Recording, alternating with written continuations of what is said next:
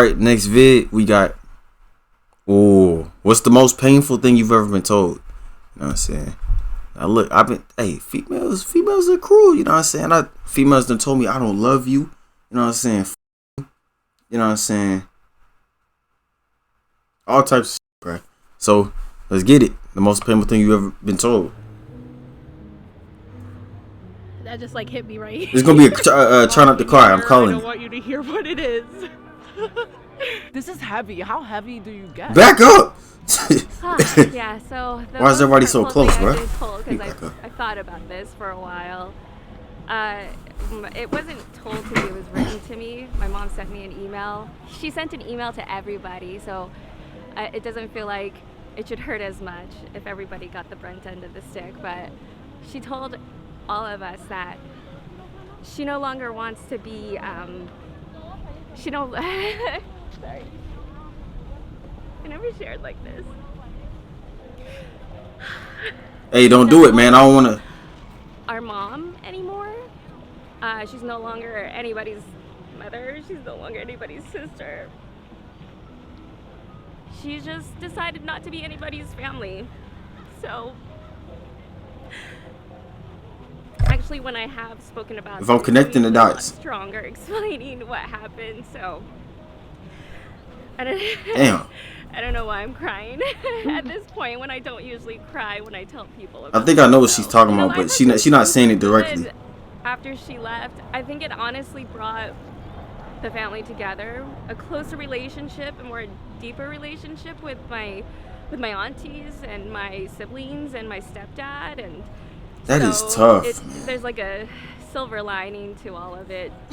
Recently, my ex-boyfriend called me on the phone one day when we were still together and told me that he hated me and that I was a low-value woman because of my past, because of things that I've done. You see, why even get in a relationship if you're gonna hold a grudge on her past? Hurt by such feel me? simple words. It caused me to change my identity so drastically. I shaved my head. My hair's just finally growing out. From that hurt, I just had to get away from it and shed the person I was and become someone different, because that one thing hurt me so bad. I just like lost myself in that pain. Damn. And I'm finally starting to come out of that pain and coming into myself and feeling my strength again. I'm not trying to be rude, bro, but like, bro, how close is the camera person? Nigga, back up, bro. She's spitting on me every time she say a T and an S and a P. You know what I'm saying? Like, no offense to her. And I said, I'm sorry she went through what she went through, bro. Damn. And I'm sitting here analyzing every single facial feature because she's up in my shit. And I can still really feel the hurt of those words. I would say Patrick not Beverly? necessarily what I've been told, but more around. Oh, he just got traded. So like when I was younger, I used to have the worst allergies ever, right?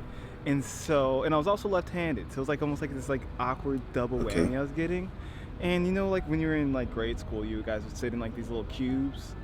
And cubes? So like sometimes my elbow would like end up brushing up against my classmate, or I would end up sneezing, and slowly yet surely over time, it was like my desk was an island, and the rest of the little pod that it was supposed to be was maybe like another 5 feet away from me. Damn, everybody moved away. I hated life.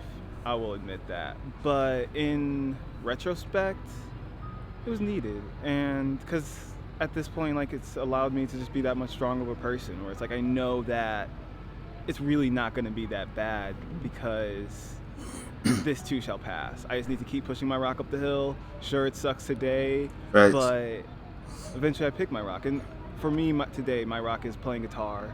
And so every day I'm just playing more guitar, trying to get my sound. And I got if you could find 3 guitars or 2. What more could you ask for? I don't know how to play, but The time that hey, hold on 1 second. Not everybody's gonna accept you for who you are, you know what I'm saying, and like your flaws, you feel me, or what you view as flaws, you feel me. But just surround yourself around people who, you know what I'm saying, care, you feel me, care enough to accept you, you know what I'm saying, as you are. You feel me? That's fire. The time that the gynecologist told me that I lost my child. I felt that literally like Everybody's staring at her. that cat was ripping my heart out of me. Damn. It was I can't imagine how. disturbing I'm sorry feeling for that her I never loss. thought that I would felt. And the most painful thing about it is that I was holding my dad's hand and I saw my dad cry with me for the very first time. Shit, bro. There's like 40 people watching right now. I don't deserve such a nice kid. I have to For the very first time. probably I don't deserve such a nice kid. Damn. I have 2 kids and somebody told me that I don't deserve. They are too good for me Damn. That's. to be a father. Shit, damn. Because I had quite a background sometimes was a little shaky. But this was the most hurtful. I felt sorry for this person who said that. Why would you say something like this? That's a very nasty Like, comment, bro. You have to be very, very angry inside Yeah. to say something like this. Do you still carry that hurt with you? Like, does it still? No. You gotta let it go, man. No, I don't, because it would destroy my peace of mind, Thanks. and it would have destroyed me from inside. Thanks. I repeat the question. What's the? Hey, hold on. I'm gonna go back. Like, you know what I'm saying. Look, man. Hey, sometimes, you know what I'm saying. People come off as like angry and like, you know what I'm saying, like hateful. You feel me? But sometimes just ask people like, are you okay? You know what I'm saying? Like, are you really okay? You feel me? Because a lot of times this negative energy comes from a place of like being unhappy, and you know what I'm saying. Like, they're really projecting like all the anger they got like on the inside. You feel me? They just throw it out, man. So, because everybody in this world is fucked up. What's the most painful, hurtful thing you've been told?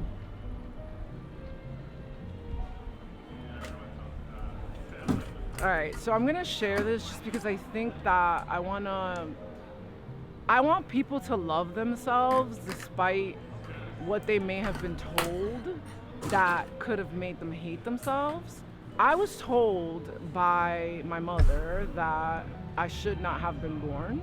Damn, what the fuck? What? That I should not have been born. She repeated that to me throughout my whole life. Damn.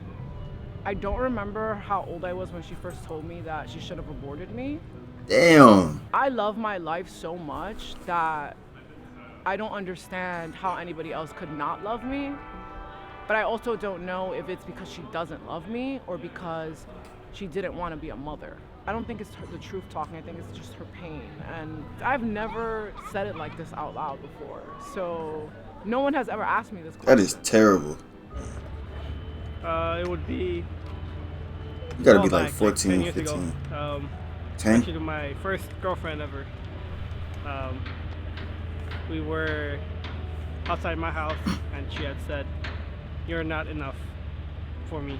And We're outside of my house? In my that I paid for? Nah, bitch ass daddy nigga. that kind of hurt, you know. You're not for enough. me. Damn. I was like, what? Like, She didn't even tell you what you weren't enough of, and she so told me that just damn. completely broke me. Not gonna lie, every once in a while, I'm in my bed thinking about it, hurts again. Makes me think maybe I'm still not enough for someone. Damn. But look, man, hey, I've had girls try to shit on me like that in the past, you know what I'm saying? But then, guess what they do? They come back, you know what I'm saying? Like every time they say that I'm not enough or I'm not like who they want, they go and they get with somebody that they think is going to like fill that void, you know what I'm saying? But every time they come running back because they know I'm that nigga, you know what I'm saying? And like not no cocky stuff, but you gotta like carry your stuff like I'm that nigga, you know what I'm saying? Have you had a relationship since? I have not. Yeah. I just gotta learn to love myself before I could Facts. love others. You gotta be alone. You gotta learn how to be alone time before you can learn how to be with people. Is a time when I was a Facts. freshman in high school. I was my high school was about 45 minutes away, and so I was in the car with a bunch of other boys from where I lived, and I was picked on a lot because I was a lot smaller. All the other kids knew each other. I was the new kid. I was always forced inside the middle. You know, they played punching games. Anyways, at the end of the car ride, I was crying this one time, and one of the other guys who I thought was like, you know, my friend said, "Hey, I'm really sorry. Like, you know, like I promise, like I won't do that again." 2 days later, he was up to the same thing, and it really just, I don't know, struck me really hard. Yeah. Fell back on his word, man. And so, yeah, you know, that was a very tough time in my life. And, but I look back on that time, being able to experience stuff like that and overcome it, it teaches a lot of resilience within a person. Facts. In adult life, you need a lot of resilience. Facts. You know, to really make an impact on this world. And I feel like that's something I really want to do. Oh God, I feel like I do know. It's like not even like somebody said to me. People just like, there's been a few people who've asked like, what's wrong with me? And like, if I'm on. I'm not even trying to flame you short. Her eyebrows scared me, bro. I dead ass couldn't see him at first. Drugs before. There's like one specific My with bad. me, and like if I'm on drugs before. There was like one specific time at a party, somebody was like, "What are you on?" and like would not give it up. They just would not stop asking. Like I was drinking because it was like a party, but like barely. And I just was like being normal, and they were like, "What are you on?" Like, "No, tell me, like seriously." And I was just like, just normal, just like being myself. I don't know, it really makes you feel like an outcast when people literally ask like, "What's wrong with you?" and when you think you're just normal. I think it's also like what people like about There's no such thing as normal. So it's like I've learned to like love that about myself and not like hate myself for it, which has been very like good for me, I guess. Thanks. Yeah. My dad has told me he's really disappointed in me when I was really young. And that kind of hurt, you know, hearing that you disappointed your father at 14 kind of hurts. Yeah. He just looked me up and down and said, "I'm really disappointed in you." And I just went back inside and I went to bed because that was kind of rough for me. Yo, sleeping used to solve my problems. Now my problems show up in my dreams. Very vividly when I was What an probably asshole. about 14 or 15, walking home from school one day and running into a girlfriend and her boyfriend. As we walked by, he stopped to talk to me, you know, and I kind of thought, oh, you know, I'm being acknowledged. That's or weird. something, like kind of a big deal. It's very weird. But then he said, "Just wanted to know, how did you get so ugly?" Damn. And it was just something that did actually stick with me over the years. It was defining in a way that it made me, you know, it sort of contributed who I am. I've always been sort of one to make a little bit of extra effort, although you can't tell now, but I'm like old. But that's just what popped into my head. I was a kid in boarding school. I was in the 7th grade. I thought you said kindergarten school. The teacher was the principal, and we were in class, and he said to me, "Michael, there's no conceit in your family." What? I'm going, "Oh, whoa." He says, "You've got it all." I didn't know I was conceited. He told me.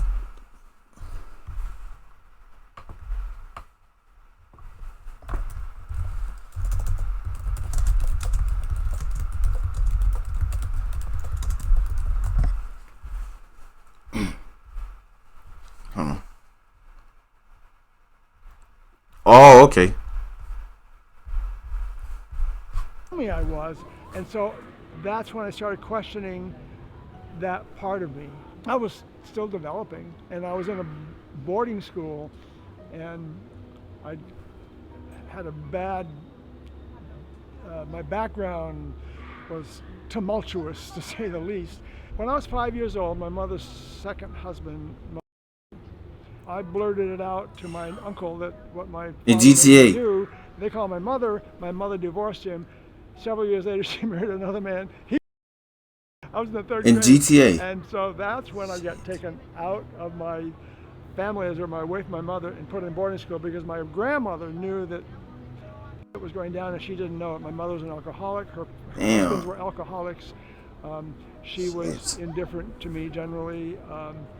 I was the product of her first marriage, being dragged along in her second marriage and her third marriage, and I don't think she was happy because I was the cause of the breakup of her second marriage, and I think she really was in love with this guy. She had 3 kids by him.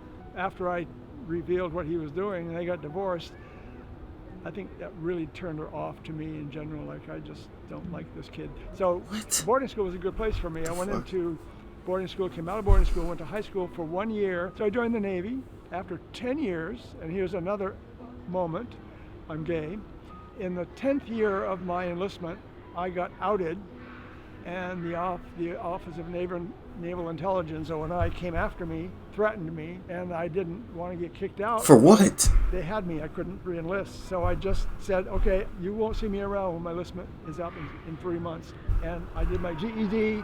I got out, got my bachelor's degree in nursing. I'm sorry, bro. Who was screaming, bro? 3 months. And I did my GED. I got out, got my bachelor's degree in nursing, and then about 10 years ago I retired. So I am now an RN, registered nurse, no retired nurse. Congrats. You've been through a lot. How are you able to like push through it? I don't know. You know, I've Resilience. often asked myself that question. I was running scared, but I was determined not to fall. I was running scared, but I was determined not to fall. That's powerful. Running scared, but I was determined not to fall. Damn. I've got a lot of blessings in my life. I'm 82 years old. I have no medical problems. I have no financial problems, which is all just to say what an awesome life I live. Thanks. I think the most... Can we clap it up for him right there, man? You never know what people go through, man. I probably know like 20 people who've told me that they've been like R-worded, you know what I'm saying? Or like R-worded or M-worded, you know what I'm saying? That shit is actually like, bro, that shit is actually ridiculous, bro. You never know what people are going through, man. You know what I'm saying? Shout out to this man right here, you know what I'm saying? Hey. Years old, I have no medical problems. I think he beat the game of life, you know what I'm saying? Problems, which is all just to say what an awesome life I live. Thanks, man. I think the most painful thing I was ever told was when I was 5 years old. My aunt pulled me aside and she told me I was never going to amount to anything, that I was going to be I was going to have multiple men, I was going to be a failure, I wasn't going to do anything that meant anything. And that really stuck with me for a really, really long time. I think it was part of the reason why I try so hard to make change now, because I'm trying to prove her wrong. I don't hate anyone, but I'm like this close to hating this woman. But I also feel like I kind of want to thank her for being so evil, because now I only see the world with kindness, and I try to make sure like I exemplify that in everything in my life. And I feel like with time I've like developed myself, and I'm able to finally like give people that kindness that I wish I had when I was 5. That's fire. She had negative energy thrown at her, and she decided to be positive. Hi everyone. It's that simple. But it's not that simple. I've been gone for a while, but I'm back, and I just want to say thank you for watching the episode. She been gone for a minute, boy. And I'll see you next time. All right, y'all. Let's go wrap it up for this vid, man. Now that old man's story was different, man. Shit, all the stories were different, man. But like, look, man, hey, I think the most painful thing I've ever been told, she had said like you're hard to love, and I didn't understand what that meant. You know what I'm saying? It like that shit really fucked me up. You know what I'm saying? Because I really had to think about it. I'm like, what does she mean? You know what I'm saying? And it took me a while to like, you know what I'm saying? I guess like see where she was coming from, but I'm saying. But look, man, that's gonna wrap it up for this video, man. Hope y'all enjoyed, man. If y'all did, leave a like, you know, say comment below. I'll share it to the next video. Follow us on Twitter. By the way,